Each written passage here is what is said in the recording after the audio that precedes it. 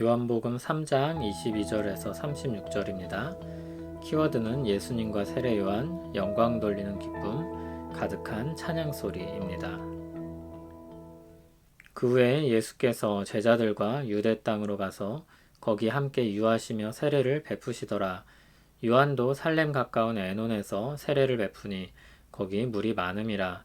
그러므로 사람들이 와서 세례를 받더라. 요한이 아직 옥에 갇히지 아니하였더라. 이 요한의 제자 중에서 한 유대인과 더불어 정결 예식에 대하여 변론이 되었더니 그들이 요한에게 가서 이르되 랍비여, 선생님과 함께 요단강 저편에 있던 이 곧 선생님이 증언하시던 이가 세례를 베풀매 사람이 다 그에게로 가더이다. 요한이 대답하여 이르되 만일 하늘에서 주신 바 아니면 사람이 아무것도 받을 수 없느니라. 내가 말한 바 나는 그리스도가 아니요 그의 앞에 보내심을 받은 자라고 한 것을 증언할 자는 너희니라. 신부를 취하는 자는 신랑이나 서서 신랑의 음성을 듣는 친구가 크게 기뻐하나니 나는 이러한 기쁨으로 충만하였노라. 그는 흥하여야 하겠고 나는 쇠하여야 하리라 하니라. 위로부터 오시는 이는 만물 위에 계시고 땅에서 난 이는 땅에 속하여 땅에 속한 것을 말하느니라. 하늘로부터 오시는 이는 만물 위에 계시나니 그가 친히 보고 들은 것을 증언하되 그의 증언을 받는 자가 없도다. 그의 증언을 받는 자는 하나님이 참되시다는 것을 인쳤느니라. 하나님이 보내신 이는 하나님의 말씀을 하나니 이는 하나님이 성령을 한량없이 주심이니라.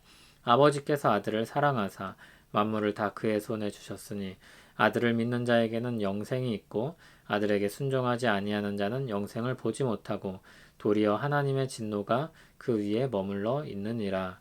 아멘.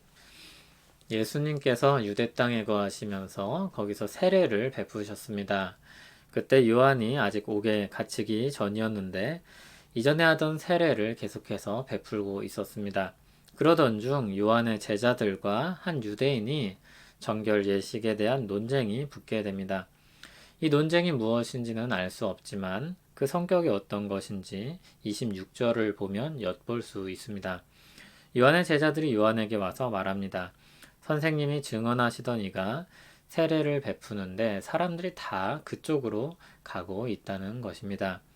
그러니까 아마도 한 유대인과 벌어졌던 논쟁은 그런 일종의 알력 다툼이지 않았는가 하는 생각이 듭니다. 요한의 제자들에겐 지금 어떤 위기의식이 생겼습니까? 우리 선생님을 떠나서 사람들이 예수님께로 간다는 것입니다. 요한은 어떻게 반응했을까요? 27절 아래에 나옵니다. 그는 하늘에서 주신 것이 아니면 사람이 아무것도 받을 수 없다고 하였습니다. 사람들이 예수님께로 간 것은 하나님께서 하신 일이라는 것입니다. 그리고 이어서 말하기를 자신은 앞에서 또 얘기했지만 그리스도가 아니며 그 앞에 보내심을 받은 자일 뿐이라고 하였습니다. 그리고 그것을 요한의 제자라면 함께 증언해야 할 것이라는 것입니다. 그래서 증언할 자는 너희니라고 하였습니다. 29절에서는 한 가지 비유를 들어서 요한의 역할의 가치와 기쁨에 대해 말합니다. 신부를 취하는 사람은 분명히 신랑입니다. 그러나 신랑의 음성을 듣는 친구, 들러리를 서주는 친구 또는 결혼식을 진행하는 친구는 두 사람이 기쁘게 결혼하는 것을 보고 크게 기뻐합니다. 요한은 예수님을 소개하는 것이 자신의 자리를 빼앗긴다거나 하는 생각을 한 적이 없습니다. 마땅히 할 일을 하였고 그것으로 기뻐했습니다. 그에게는 예수님께로 사람들이 가는 것이 큰 기쁨이었습니다. 그가 했던 사역의 열매인 것입니다. 30절에서 그는 흥하여야 하겠고 나는 쇠하여야 하리라고 하였습니다. 그분은 위로부터 오시는 이로서 만물 위에 계신 분이기 때문입니다. 요한은 그의 길을 준비했고 이제 자신의 역할이 끝나가는 것입니다. 자신은 땅에 속하여서 땅에 속한 것을 말할 뿐입니다. 반면 예수님은 하늘에서 내려오셔서 하늘의 일을 보고 들은 분으로서 말하십니다. 그러나 그분의 말씀을 사람들이 받지 않았습니다. 그리고 요한의 제자들도 그런 것입니다. 예수님의 증언을 받는 자는 하나님이 참되시다는 것을 인치는 것입니다. 왜냐하면 예수님은 하나님이 보내신 분으로서 하나님의 말씀을 전하기 때문입니다. 하나님은 성령을 한량없이 그분께 주셨습니다. 아들이신 예수님을 사랑하셔서 또 만물을 그에게 주셨습니다. 예수님은 모든 것을 소유하신 분입니다. 하나님께서 그를 증거하여 주셨습니다. 하나님의 아들이신 예수님을 믿는 자에겐 영생이 있습니다. 하지만 순종하지 않은 자에겐 영생이 아니라 하나님의 진노가 있을 것입니다. 요한복음은 계속해서 예수님이 어떤 분이신지 증거하고 그분을 믿는 길로 인도하고 있습니다. 세례 요한은 사람들이 예수님께로 가는 것이 불망스럽거나 걱정스럽지 않았습니다. 그것이 그에게 기쁨이었습니다. 친구의 결혼을 기뻐하는 것처럼 큰 기쁨이었습니다. 세례 요한의 태도는 하나님께 영광 돌리고 그분을 즐거워하는 모습을 잘 보여줍니다. 그는 진정 그가 증언할 그리스도에게로 사람들이 모여드는 것을 기뻐했고 그것이 마땅한 영광이라고 여겼습니다. 그것이 자신에게 주어진 사명을 잘 감당하여서 맺은 열매였습니다.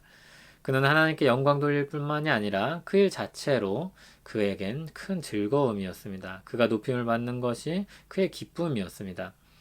사람들이 자신이 소개하고 증언한 그리스도를 향해서 나아가는 것, 그에게서 세례를 받는 것, 그가 한 일은 성공적이었던 것입니다. 그것은 요한이 기뻐하는 결과였습니다. 그는 영광 돌리는 기쁨이 무엇인지 알았던 사람입니다. C.S. 루이스는 알고 보면 세상에 찬양 소리가 가득하다고 했습니다. 사랑하는 여인을 찬양하는 소리, 좋아하는 시인을 찬양하는 소리, 여행지의 풍경을 찬양하는 소리, 좋아하는 게임을 찬양하는 소리, 날씨, 포도주, 음식, 배우자, 자동차, 말, 대학, 나라, 위인, 아이, 꽃, 산 등, 그리고 정치인이나 학자들을 찬양하는 소리까지 온 세상은 자신이 좋아하는 대상을 향한 찬양 소리로 가득합니다. 그리고 그 소리가 진실되다면 찬양하는 사람들은 그 안에서 기쁨을 얻습니다. 우리는 우리에게 즐거움을 주는 것을 기꺼이 찬양하고 그 찬양은 우리의 즐거움을 표현할 뿐만이 아니라 완성한다고 하였습니다. 하나님은 우리에게 좋으신 하나님입니다. 우리를 사랑하고 채우십니다. 그리고 그분은 찬양받기 합당하신 영광스러운 하나님이십니다. 우리는 그분을 향한 찬양에 동참하고 그 안에서 기뻐합니다. 그 기쁨이 우리 안에 넘쳐나기를 소원합니다.